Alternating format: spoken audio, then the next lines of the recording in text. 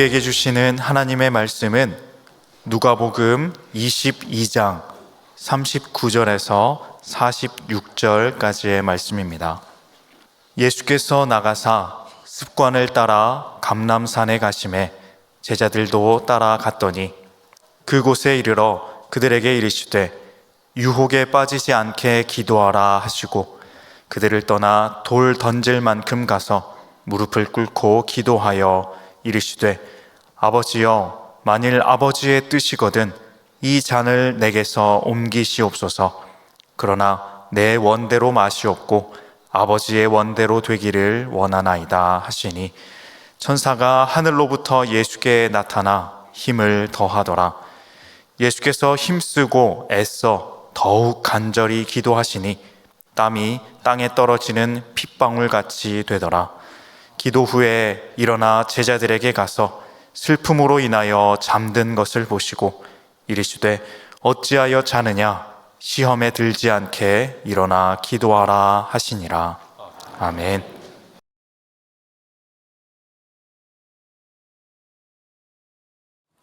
예루살렘 성에 입성하신 예수님은 십자가의 길을 앞두고 있었습니다.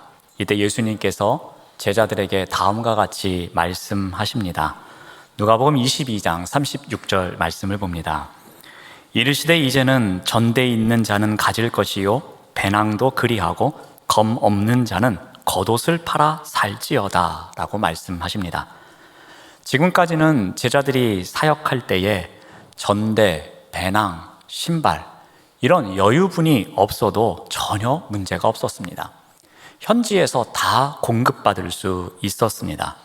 그런데 이제는 상황이 달라집니다. 지금까지는 우호적이어서 아무 준비가 없어도 부족함 없이 복음 전도 사역을 감당할 수 있었는데 이제는 달라질 것을 암시하고 있습니다.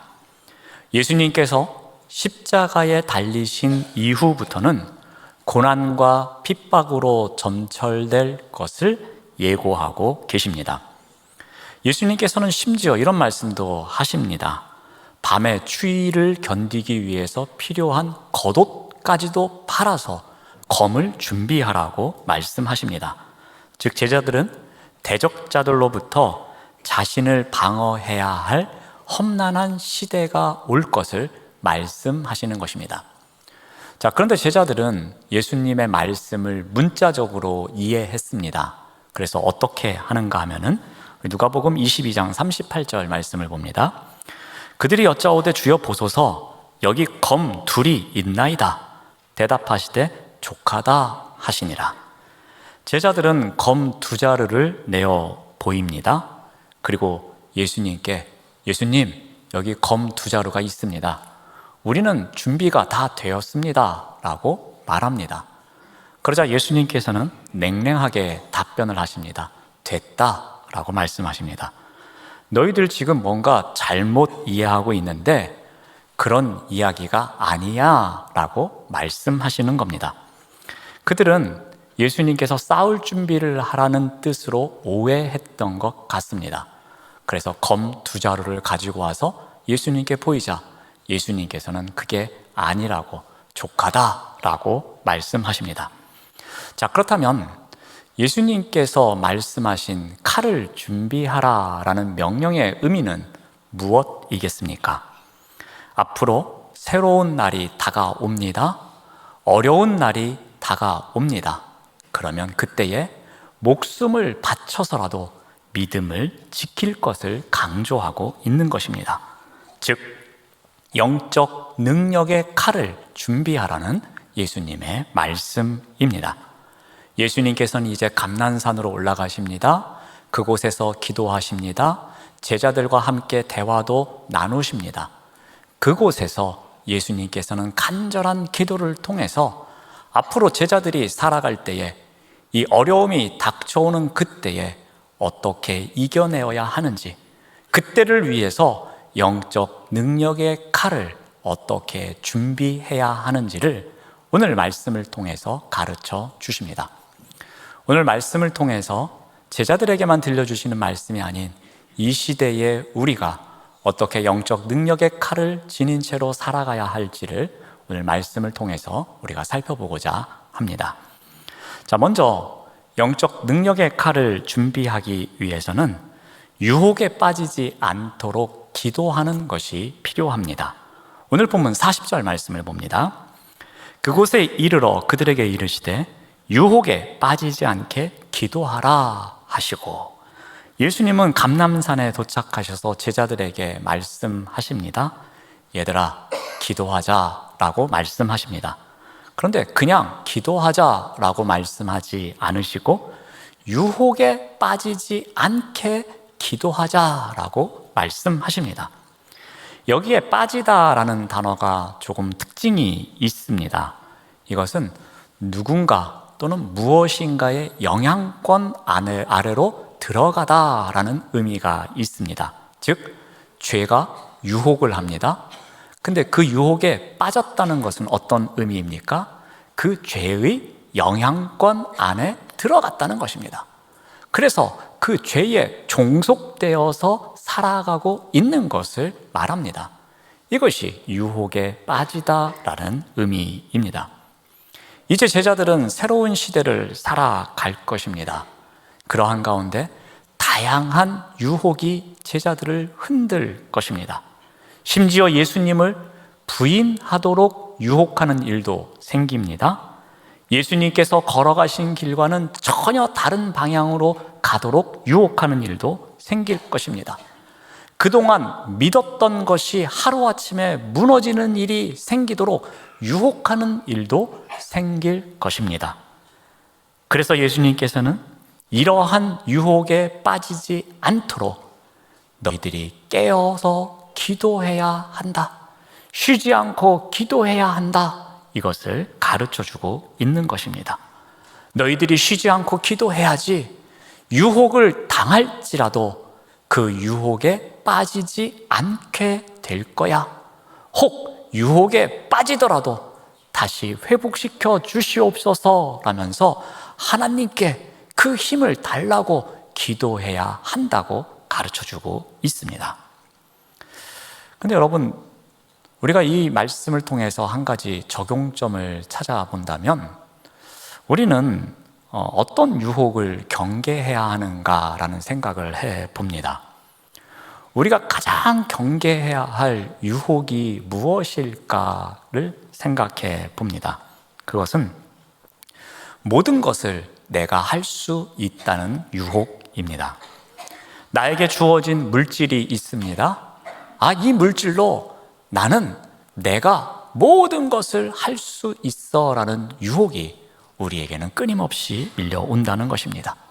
그래서 육신의 정욕을 채우기에만 급급한 삶을 살아가도록, 너의 이 욕심 다 채우면 그 물질로 인해서 모든 것을 할 수 있어 라는 유혹이 끊임없이 온다는 것입니다. 또한 내가 누릴 수 있는 쾌락으로 모든 것을 만족할 수 있다고 유혹합니다. 그래서 안목의 정욕에 점점 눈이 멀도록 크고 작은 유혹이 다가옵니다.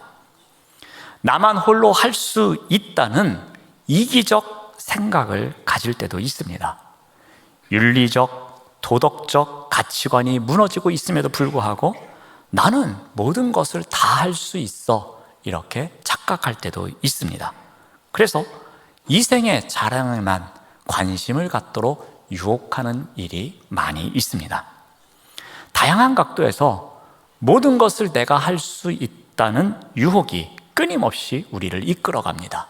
그리고 우리는 이게 맞아 하면서 정당화 또는 합리화하면서 살아갑니다. 그런데 이와 같은 유혹이 갖고 있는 특징이 있습니다. 이것은 하나님 중심이 아닌 나 중심으로 살아가게 한다는 것입니다.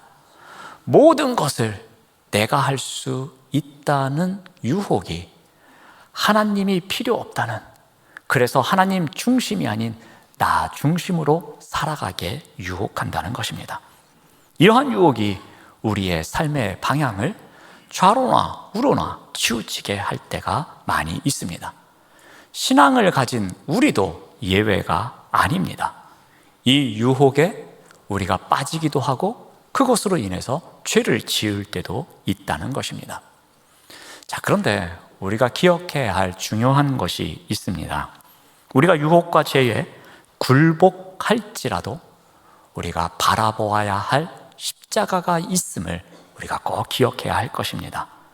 유혹과 시련은 우리를 흔들 수 있습니다. 그리고 그 유혹과 시련에 흔들릴 수도 있습니다. 우리를 하나님 중심이 아닌 나 중심으로 살아가도록 끊임없이 흔들고 있습니다. 그러나 우리가 십자가를 바라본다면, 그 십자가를 꼭 붙잡고 있다면 그 흔들림에서 다시 중심으로 돌아올 수 있다는 것입니다. 그 십자가를 붙잡고 있으면 다시 일어설 능력이 있음을 기억해야 합니다. 유혹에 빠져서 굴복한 채로 살아가지 않고 다시 회복할 수 있는 힘이 생기는 것입니다. 이 힘이 바로 기도를 통해서 얻을 수 있는 것입니다. 그러므로 유혹에 빠져서 죄의 영향권에 살지 않도록 우리는 어떻게 해야 하겠습니까? 쉬지 않고 기도하는 삶이 우리에게 있어야 할 것입니다. 쉬지 않고 유혹을 경계하는 기도의 삶이 우리에게 있어야 합니다. 쉬지 않고 기도해야 유혹에 빠지지 않고 영적 승리를 거둘 수 있습니다. 쉬지 않고 기도하는 사람만이 순간 유혹에 빠져서 그 죄의 영향권에 들어갈 수 있지만 다시 회복할 수 있는 힘을 지닐 수 있다는 것입니다. 예수님은 바로 이러한 기도를 가르쳐주고 있는 것입니다. 예수님의 기도를 통해서 이와 같은 영적 능력의 칼이 있음을, 그리고 그 영적 능력의 칼을 우리가 지니고 살아가도록 가르쳐주고 계십니다. 자, 두 번째로 우리가 영적 능력의 칼을 준비하기 위해서 필요한 것은 하나님의 뜻을 알아가는 기도가 있어야 합니다. 오늘 본문 42절 말씀을 봅니다. 이르시되 아버지여, 만일 아버지의 뜻이거든 이 잔을 내게서 옮기시옵소서. 그러나 내 원대로 마시옵고 아버지의 원대로 되기를 원하나이다. 아버지의 뜻은 무엇입니까? 바로 잔을 마시는 것입니다. 이 잔은 진노의 잔을 의미합니다. 이 진노의 잔을 마시는 것이 그리스도께서 이 땅에 오신 가장 중요한 사명이었습니다. 그런데 예수님께서는 이 잔을 내게서 옮겨 주십시오라고 기도합니다. 사람들은 말합니다. 예수님께서 어떻게 이렇게 연약할 수 있느냐? 예수님이 구원자 사명을 피하려고 하는 것 아니냐라고 말하는 사람도 있습니다. 그러나 이 기도는 예수님께서 감당하시는 구원 사역이 얼마나 처절하고 고통스러운지를 나타내고 있는 표현입니다. 여기에서 우리가 중요한 것을 배울 수가 있습니다. 예수님은 지금 편안하게 기도하고 계시지가 않습니다. 예수님은 지금 당연하듯이 하나님의 뜻을 따르는 것도 아닙니다.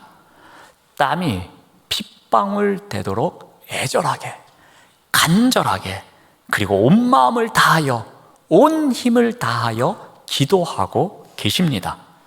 아버지 앞에 무릎 꿇으면서 그 아버지의 뜻을 알고 그 뜻에 순종하기 위해서 간절하게 기도하고 있는 모습을 우리가 발견하게 됩니다. 그래서 예수님께서는 어떻게 기도하고 계십니까? 내 원대로 마옵시고 아버지의 원대로 하옵소서라고 기도하고 있습니다. 하나님의 뜻에 순종하는 절대 순종의 기도를 드리고 있는 것입니다. 이와 같은 기도의 자리에서 어떠한 일이 일어납니까? 우리 43절 말씀을 보면은 천사가 하늘로부터 예수께 나타나 힘을 더하더라. 하나님의 뜻을 알고자 하고 그 뜻에 순종하고자 하는 기도의 자리에 천사가 함께하며 힘을 더하여 주는 그러한 장면을 우리가 보게 됩니다. 이러한 예수님의 간절한 기도를 통해서 우리에게 가르쳐 주시는 기도의 의미를 우리가 한 가지 배웁니다. 기도는 바로 하나님의 뜻을 알아가는 과정이라는 것입니다. 예수님은 그날 밤 기도의 절정에서 가장 위대한 기도를 하셨습니다. 이 기도를 3번이나 반복하셨습니다. 자신의 의지를 꺾어 하나님께 드리는 위대한 항복의 기도를 드렸던 것입니다. 자, 그런데 우리의 기도는 어떠합니까? 우리는 정반대의 모습을 볼 때가 많이 있습니다. 우리의 뜻이 더 중요할 때가 있습니다. 이것이 어떻게 보면 우리의 실질적인 인간적인 모습으로 보여집니다. 그러므로 우리는 예수님처럼 나의 원대로 하여 주옵소서가 아닌 아버지의 원대로 하옵소서라는 기도가 우리에게 있어야 할 것입니다. 근데 우리가 그렇게 기도하지 못하는 이유가 어디에 있습니까? 그것은 바로 불안 때문입니다. 아버지의 뜻대로 응답을 주시는데 그 응답이 내 뜻과 다르면 어떻게 하지? 하나님께서 나에게 응답을 주셨는데 그 응답이 마음에 안 들면 이거 반납할 수도 없고 어떻게 하지? 이 응답을 마음에 안 들 경우에 정말 곤란한데 하나님 이런 경우 생기면 안 되는데요? 그럼 불안감이 우리에게 있기 때문에 우리는 아버지의 원대로 하옵소서라는 기도를 솔직하게 드리지 못할 때가 있다는 것입니다. 그런데 여러분, 중요한 것이 있습니다. 하나님께서 주신 응답은 내 원하는 응답과 다르더라도 응답은 응답입니다. 그리고 그 응답은 시간이 지나면 지날수록 가장 좋은 응답임을 우리가 알아갈 수 있다는 것입니다. 제가 5년 전에 경험한 일입니다. 절대로 이 예화는 성전문을 나가시고서 계속 기억하시면 안 됩니다. 예화는 예화로서 성전문을 열고 나갈 때 다 잊어버리고 나가셔야 됩니다. 제가 강남구에 있는 어느 교회에 담임 목사 청빙을 지원했을 때의 일이었습니다. 제가 오래전 시간 그쪽 지역에서 살아왔기에 그 교회를 잘 알고 있었습니다. 그 교회에서 사역하면 고등학교에 다니고 있는 딸도 전학을 하지 않을 것이라고 생각해서 너무나도 흡족한 조건이라고 생각했습니다. 그리고 저의 가족들도 주변에 여럿 살고 있었습니다. 저에게는 너무나도 익숙한 곳이었고, 그리고 제가 생각하기에는 모든 조건이 완벽한 교회였습니다. 그래서 제가 어떻게 했겠습니까? 정말 열심히 기도했습니다. 감사하게도 모든 과정이 제가 원하는 방향으로 잘 되어가고 있었습니다. 최종 면접을 보고 발표를 기다리고 있었습니다. 그런데 어느 날 잠깐 낮잠을 잤습니다. 그런데 꿈을 꾸었습니다. 꿈에서 제가 기도하고 있는 바로 그 교회에 청빙이 되었다는 연락이 왔습니다. 그래서 그 교회에 들어가려고 하는데 바로 옆에 다른 교회가 보입니다. 제가 꿈에서 이렇게 말을 합니다. 저 교회가 내가 갈 교회인데 라고 잠을 깼습니다. 잠에 깨어서 이건 뭐지? 했는데 그 순간에 문자가 한 통 옵니다. 안 됐다는 소식이었습니다. 저는 그 청빙이 안 되었다는 소식을 듣고서 후유증이 꽤 오래 갔습니다. 왜냐하면 그 과정이 일사천리로 진행됐기 때문입니다. 내가 기도한 조건과 너무나도 딱 맞아떨어졌기 때문입니다. 모든 것이 완벽했습니다. 그리고 내가 떨어질 리가 없어라는 자신감도 있었습니다. 심지어 제가 그 최종 면접을 하는 그 시간에 저희 형님이 교회 주변을 7번 돌면서 여리고성 점령 기도로 저를 위해서 중보하기까지 했었습니다. 나중에 이 소식을 듣고서 이거는 100% 됐다라고 생각했습니다. 저는 당연히 그 교회에 가는 줄 알았습니다. 그런데 안 됐습니다. 그러니 충격이 얼마나 컸겠습니까? 그때 하나님은 저의 뜻과 전혀 다른 응답을 주셨습니다.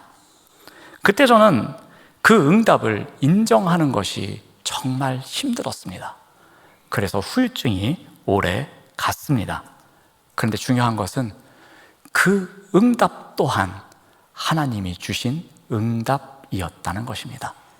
더 중요한 것은 시간이 지나면서 하나님께서 주신 그 응답이 놀랍고 엄청난 것이었다는 사실이었습니다. 그때 그 응답이 훨씬 더 좋은 응답이 되었다는 것을 깨달은 것은 제가 꿈에서 보여준 그 교회가 영은교회라는 것을 그 다음에 알았기 때문입니다. 우리가 하나님의 뜻을 알아가는 과정, 그 과정이 바로 기도입니다. 내 뜻대로 응답이 되지 않더라도 그것이 주님께서 주신 응답이라면 이것이 최선인 것을 알아가는 과정, 그리고 그 응답에 순종하고자 믿음의 발걸음을 내딛는 것, 이것이 바로 기도의 과정입니다. 예수님은 바로 제자들이 이것을 알아가기를 원하셨던 것입니다. 이것을 통해서 영적 능력의 칼을 지닐 수 있기를 원하셨던 것이었습니다. 마지막으로 예수님께서 가르쳐 주시고자 했던 것은 영적 능력의 칼을 준비하기 위해서는 위로를 위한 기도를 해야 함을 가르쳐 주고 계십니다. 오늘 본문 45절 말씀을 봅니다. 기도 후에 일어나 제자들에게 가서 슬픔으로 인하여 잠든 것을 보시고, 예수님은 간절히 기도하셨습니다. 애쓰고 또 애쓰시면서 기도하셨습니다. 그리고 기도 후에 제자들에게 오셨습니다. 이때 예수님은 제자들이 잠든 것을 보셨습니다. 그런데 오늘 우리가 읽은 누가복음에서는 제자들이 잠든 이유를 슬픔 때문이라고 기록하고 있습니다. 제자들이 슬픔 때문에 잠들었다고 설명함으로써 제자들의 잘못을 조금은 가볍게 해주는 뉘앙스를 우리가 읽을 수 있습니다. 마태복음에서는 어떻게 기록하고 있는가 하면은 우리 마태복음 26장 41절 말씀을 봅니다. 시험에 들지 않게 깨어 기도하라. 마음에는 원이로되 육신이 약하도다라고 말씀하십니다. 지금 제자들이 원하는 바는 무엇입니까? 예수님의 말씀에 따르는 것이었습니다. 예수님처럼 깨어서 시험에 들지 않도록 그들 또한 열심히 기도하는 것이었습니다. 온 마음을 다하여서 간절하게 기도하는 것이 제자들이 원하는 바였습니다. 그런데 어떤 일이 생깁니까? 마음에는 원했지만 그들의 육신이 약해서 그렇게 하지 못했습니다. 기도하고 싶은 마음은 있었지만 너무나 슬퍼서, 너무나 고통스러워서, 너무나 번민이 많아서 그들은 기도할 수가 없었던 것입니다. 그래서 그들은 잠을 잘 수밖에 없었습니다. 자, 그런데 예수님은 어떻게 하십니까? 이렇게 마음과 육신이 별개인 제자들을 바라보셨다라고 성경은 기록하고 있습니다. 여러분, 여기에서 바라보다라는 단어가 갖고 있는 의미가 중요합니다. 이 단어는 그냥 적당히 바라보면서 고개 끄덕끄덕하는 정도가 아닙니다. 여기서 바라보다는 것은 감정이 함께 간다는 의미가 있습니다. 예수님께서 제자들을 바라보시면서 우리 제자들이 얼마나 힘들면, 이 제자들의 마음속에 무거운 짐이 얼마나 크면, 이들의 슬픔이 얼마나 크면 이들이 이렇게 잠을 청하면서 아무 힘이 없이 지내고 있을까 하면서 그 제자들을 긍휼히 여기는 마음, 그 마음이 함께 가는 가운데 바라보고 있다는 것입니다.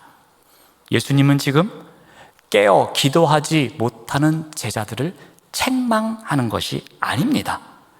인간의 본성을 나타내고 있는 그 제자들을 오히려 위로하고 있는 것입니다.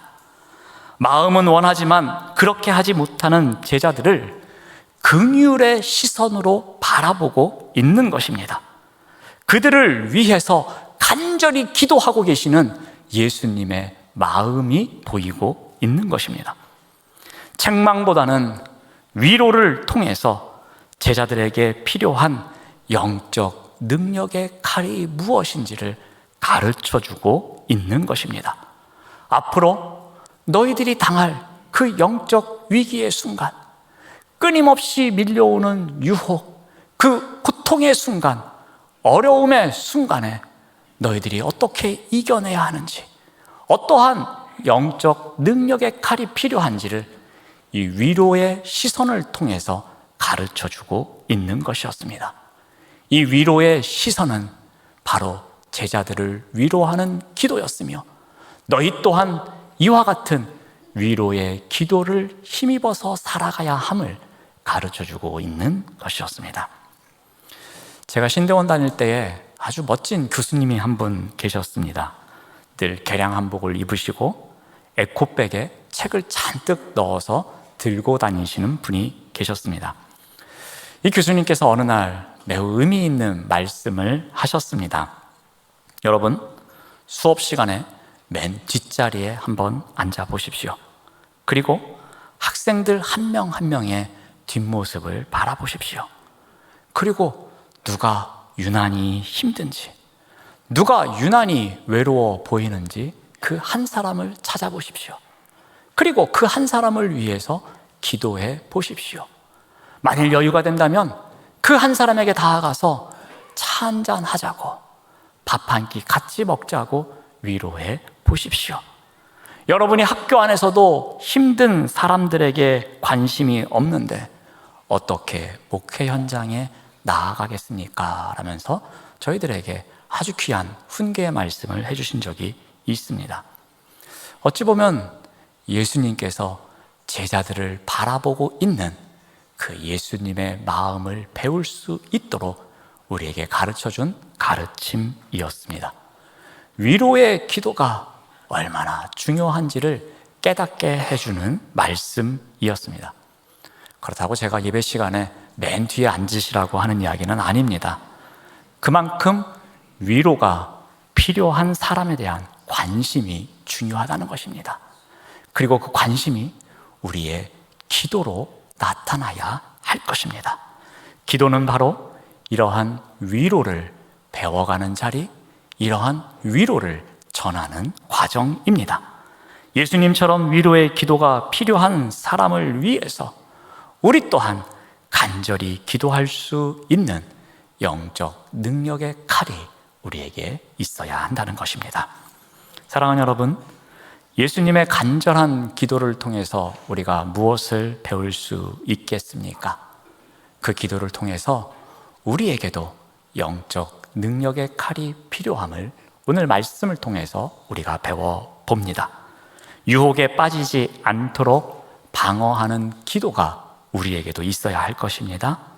모든 것을 내가 할 수 있다는 유혹에 빠지는 것을 우리가 경계해야 합니다. 그래서 하나님 중심이 아닌 나 중심으로 살아가고자 하는 유혹에서 우리가 멀어져야 할 것입니다. 이를 위해서 대강대강 기도해서는 안 됩니다. 적당히 기도해서는 무기력한 삶으로 살아갈 수밖에 없습니다. 우리가 이것을 이겨내기 위해서는 쉬지 않고 기도하는 삶이 우리에게 있어야 할 것입니다. 바로 여기에 영적 능력의 칼이 있습니다. 또한 내 뜻을 내려놓고 하나님의 뜻을 알아가는 기도가 있어야 할 것입니다. 내 뜻과 다른 어떠한 응답이 있을지라도 그것이 주님께서 주신 거라면 그 또한 응답입니다. 그런데 아무리 마음에 들지 않는 응답일지라도, 아무리 나의 마음을 불편하게 하는 응답일지라도, 아무리 후유증이 오는 응답일지라도 시간이 지나는 가운데 그 응답이 최고의 은혜임을 우리가 깨닫게 된다는 것입니다. 이것을 받아들이는 믿음, 그 믿음의 훈련 과정이 바로 기도입니다. 바로 이러한 기도에 영적 능력의 칼이 있습니다. 마지막으로 위로를 위한 기도가 있어야 합니다. 마음은 원하지만 그렇게 살아가고 있지 못하는 누군가를 책망의 시선이 아닌 위로의 시선으로 바라보며 긍휼의 마음을 갖고 예수님처럼 그들을 위해 기도하는 삶이 있어야 합니다. 바로 여기에 영적 능력의 칼이 있습니다. 예수님처럼 이와 같은 영적 능력의 칼을 갖고 영적 싸움에서 승리하는 삶을 살아가시는 우리 모두가 되시기를 바랍니다. 기도하겠습니다. 하나님 감사합니다. 예수님처럼 간절히 기도하는 자리에서 영적 능력의 칼을 준비해 영적 싸움에서 승리하는 삶을 살아갈 수 있도록 인도하여 주시옵소서. 예수님의 이름으로 기도드립니다. 아멘.